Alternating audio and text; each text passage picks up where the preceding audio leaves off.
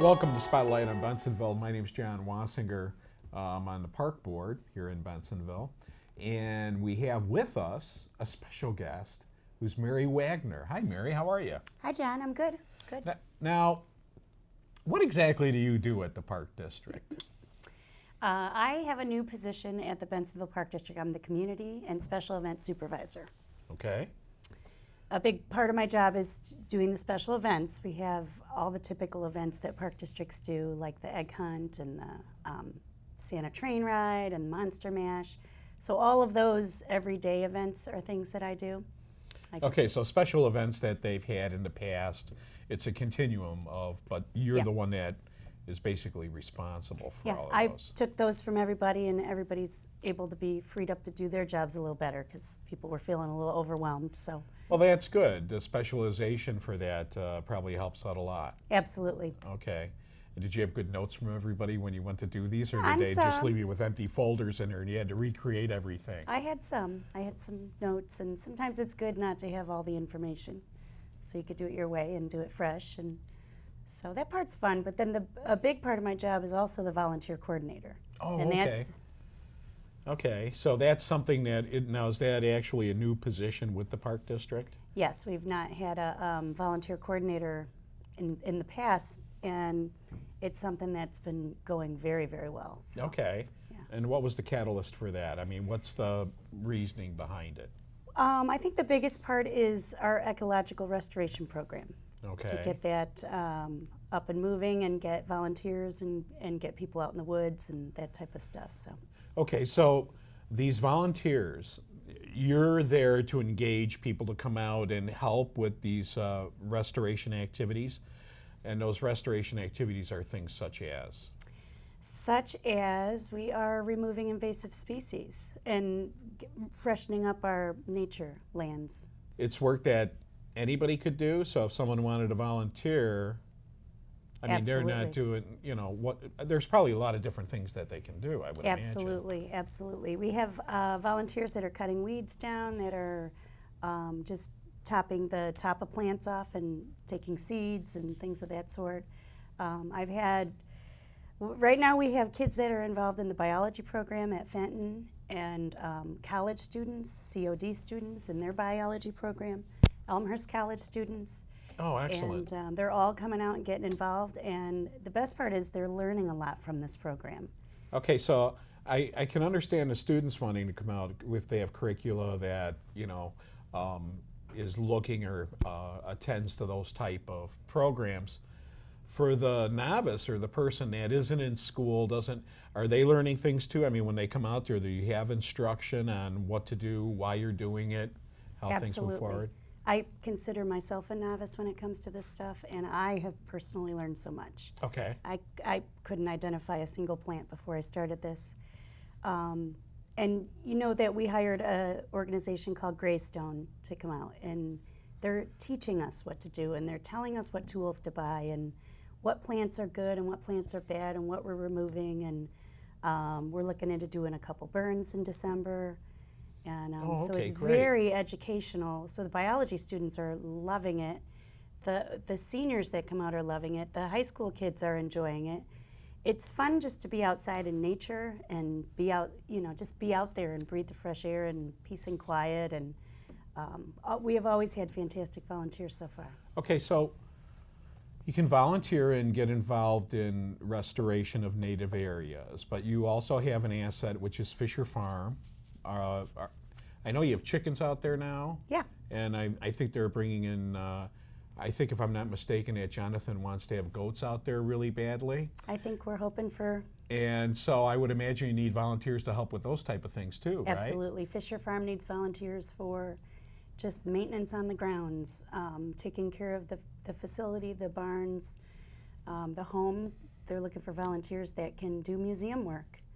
And taking care of the chickens, that's twice a day that we need volunteers, in the morning and night, cleaning the coop and feeding them.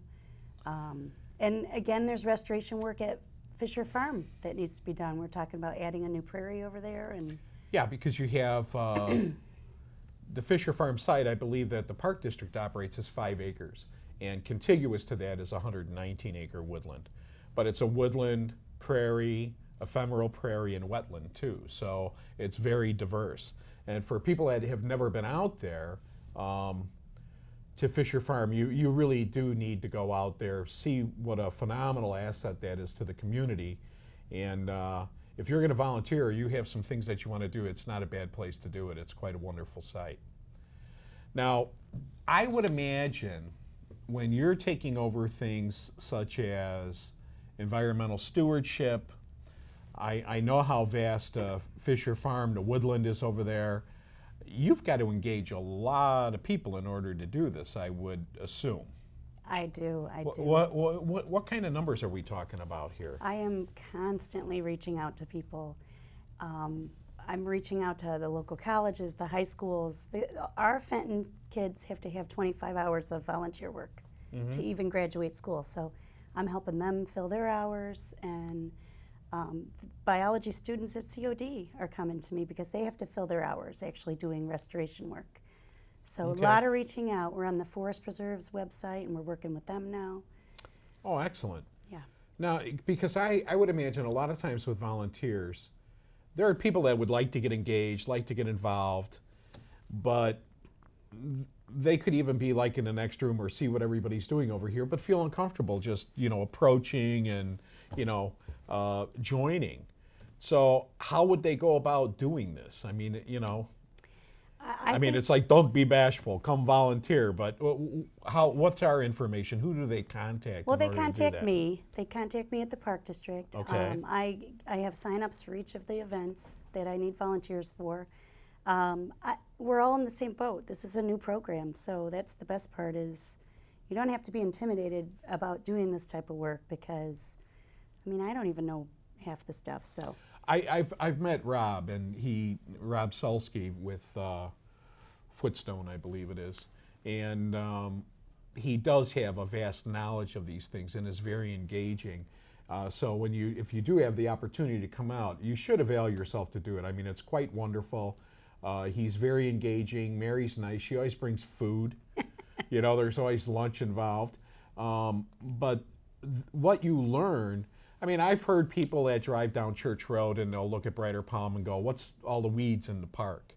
And given an opportunity to see exactly what that is as an ecological jewel that's in the middle of the community, yes, it looks foreign, but to have someone explain exactly what's going on there with the flora and fauna, it gives you a whole new outlook on what's going on.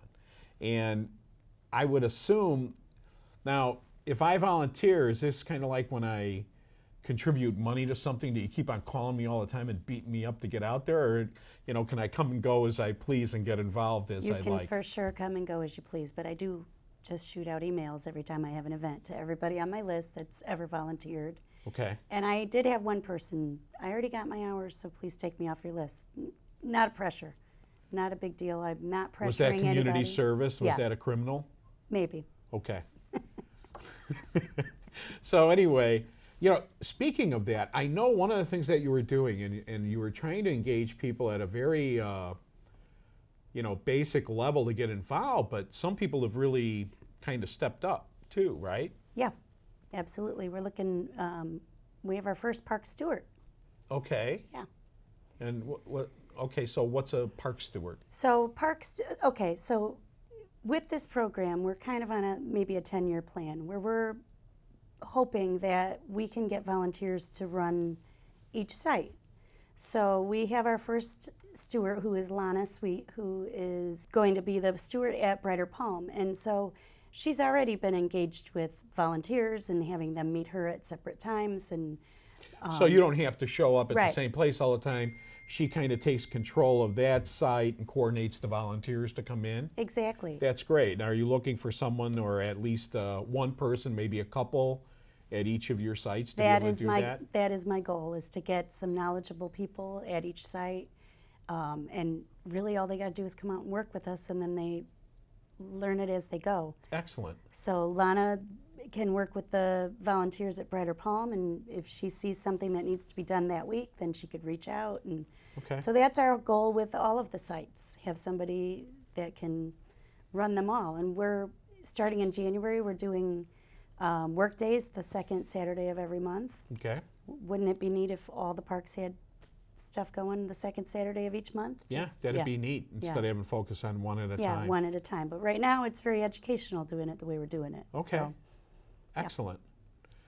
Well, Mary, it's been delightful being here with you. What a great asset that you are to the Bensenville Park District. I think this volunteerism is just a really great way, not only for the Park District to get people involved, but for the people themselves have an opportunity to get more involved and educated as to what's going around the Park District. So, people, give Mary a call. We want to thank you all for tuning in today.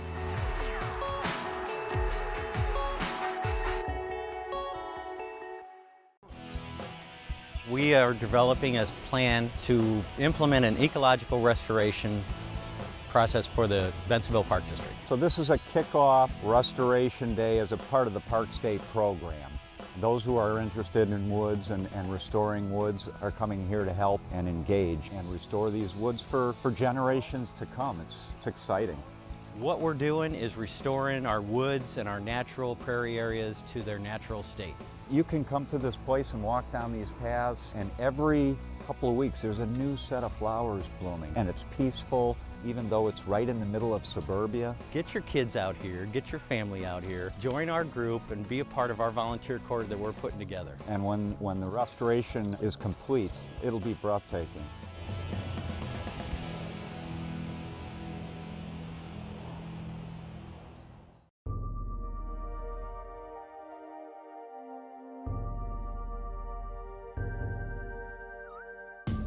The Water's Edge Aquatic Center is conveniently located in the Redmond Recreational Complex in Bensenville. The Water's Edge is home of Fenton High School and Wahoo swim teams, featuring an indoor 8-lane lap pool and diving well. The Aquatic Center is available for private functions and parties. Learn to swim, stay in shape, or enjoy recreational swimming year-round at the Water's Edge Aquatic Center.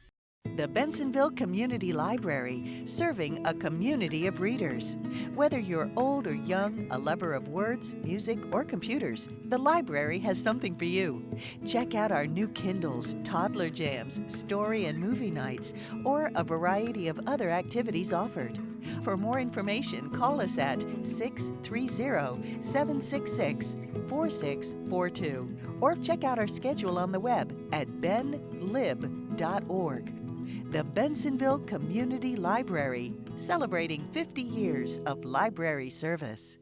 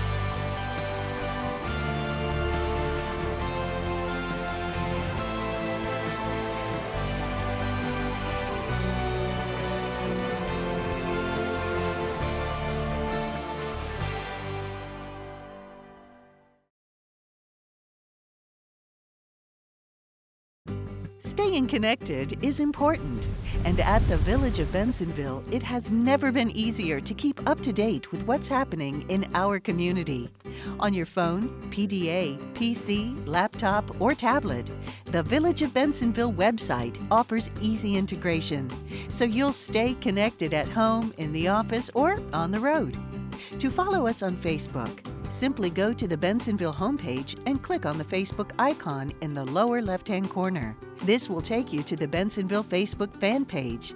Once there, click the like button to add us to your newsfeed and receive regular updates from around town. To follow us on Twitter, simply go to the Bensenville homepage and click on the Twitter icon in the lower left-hand corner. This will take you to the Bensenville Twitter page. Once there, click the follow button to add us to your Twitter feed and receive regular community updates. To receive email and cell phone notifications, click on the Notify Me button. This will take you to the Notify Me dashboard. Once there, simply add your email address and/or cell phone number at the top of the page, and then select which service you would like to receive updates from. The most common update section is in the News Flash Bensenville News. Click on the envelope icon for email alerts and on the phone icon for phone alerts. You can choose one, the other, or both. To watch our public access cable show or board meetings, simply click on the Bensenville Web TV button on the lower left sidebar menu of the homepage. This will take you to our streaming center, where you can play current and past Bensenville cable TV shows and board meetings. To pay your Bensenville utility bill online, just click the Online Payments button and then follow the instructions provided on our secure payment site.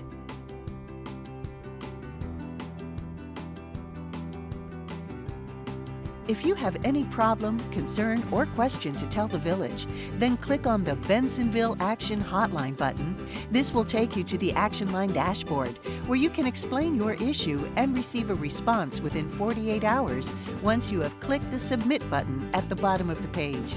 Staying connected is important, and at the Village of Bensenville, it has never been easier to keep up to date with what's happening in our community. On your phone, PDA, PC, laptop, or tablet, the Village of Bensenville website offers easy integration, so you'll stay connected wherever you are.